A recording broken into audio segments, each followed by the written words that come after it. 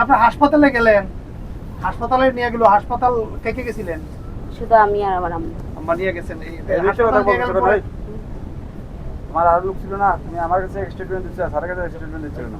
দাঁড়াও, হাসপাতাল নিয়ে গেছি তো আমি আর আম্মু। আর বইয়া তো তারা নিশ্চিত তারা কিন্তু আপনার কাছে বলছে। এটাই তো বুঝেছি। যে এটা তো বলতেছি আমি। পরে একজন কে ছিল? হ্যাঁ, দুইজন ছিল। দুইজন ছিল।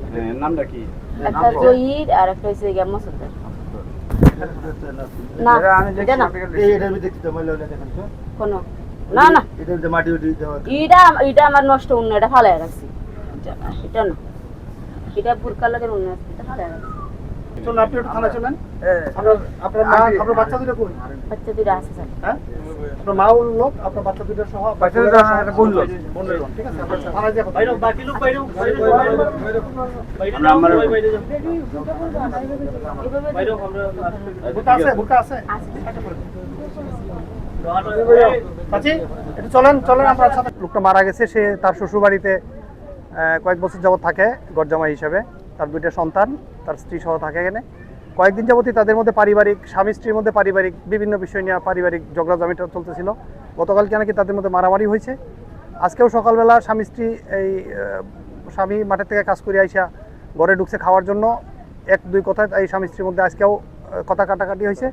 এক পর্যায়ে স্ত্রী তার স্বামীকে ভিতরে রাইখা পিছনের দরজাতে দৌড়াইয়া তার মারে ডাইখা নিয়ে আসছে এবং ঘরে থেকে তার স্বামীকে অর্ধমৃত অবস্থায় বলতেছে যে উঠায় নিয়ে হাসপাতালে গেছে।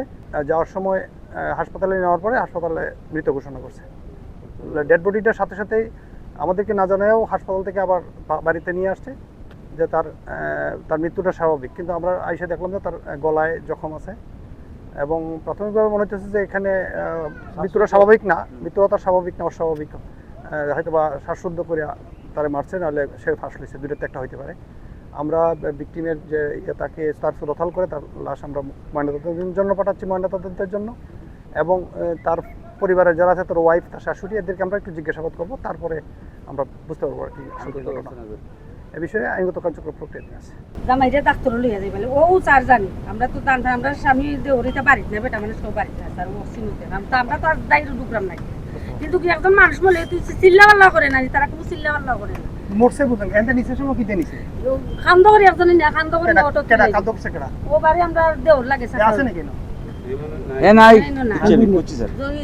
জহির আইছিল কোনো মিটার ফিট করতো, কারেন্ট কাম করতো। জরি একটু ফোনটা আনেন। জহিরের মোবাইল নাম্বার আছে কাছে। এটা মৃত অবস্থায় নিছিল নাকি একবারে তার কি কোনো কথাবার্তা কইছে? এটা এটা মন গেলক বলে কইছে, নিয়ে যাওয়ার সময় কইছে সরকারের ফোন ছিল উনি কইছে আমি দেখা তার মানে তার যে সিমটম দেখছি এই সিমটম আমি মনে করছি সে মারা গেছে। না, জহিরের কাছে কিছু